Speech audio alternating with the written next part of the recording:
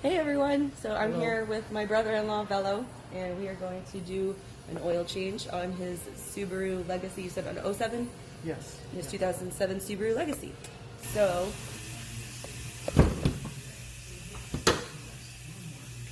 the first thing that we're going to do is we're going to remove the oil cap, which will help the oil to drain out faster once we pull the drain plug out.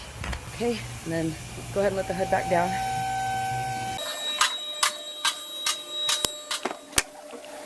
Okay, so the next thing that we're going to do is to remove this splash shield right here. So once that is out of the way, we will be back. All right, so now that we got the splash shield off, we can go ahead and start draining the oil.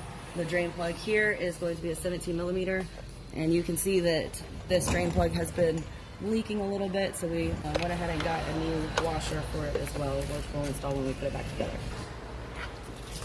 And of course,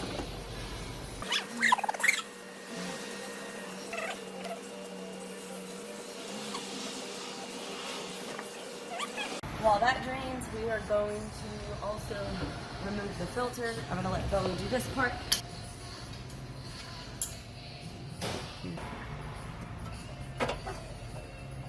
Should be, yes. We're going to let this drain for a little bit and then we will be back.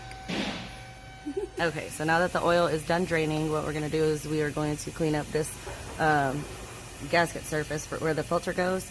And you always want to make sure that the old gasket didn't stick on there, because sometimes it will, and then you'll put the new filter on top of it and you'll have an oil leak, and then you'll have to take it off and do it all again. Okay, so I'm just going to wipe it off, make sure it looks good, and then we've got our new filter right here. Pardon my mess on the bench. So go ahead and we're going to unwrap that, and then you're going to want to get some of this old oil that's dripping right here and just lubricate the gasket surface with the old oil. And then when installing the new filter, you only want to do it hand tight. You don't want to crank it down real hard. All right, that's good. And then we're going to get our drain plug and our new washer.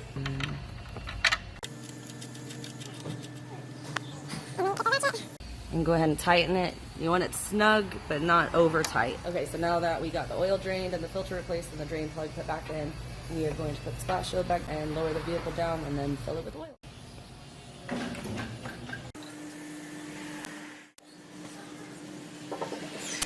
So for this oil change, we are going to be using the Mobil 1 5W30 Extended Performance High Mileage Oil. This vehicle does have 186,000 miles on it, and it is still going strong. So, and his vehicle takes 5 quarts. So we're going to go ahead and pour in the whole jug here. Put the cap back on.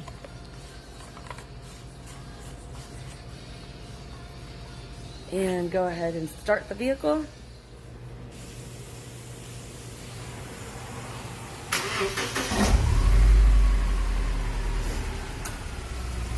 Let it run for a few seconds and then go ahead and shut it off.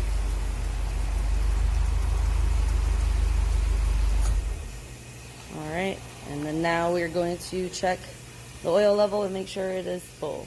Pull the dipstick and then you're going to wipe it and then put it back in and then check it.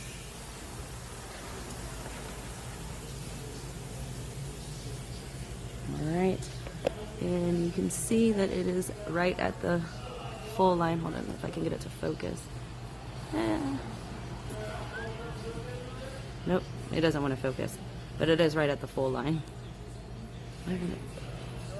On some vehicles, they have an oil change reminder light that you would have to reset, and each vehicle has a different process of doing that.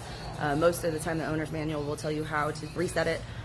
His vehicle, however, does not have that, so we are done. Good job. Bye.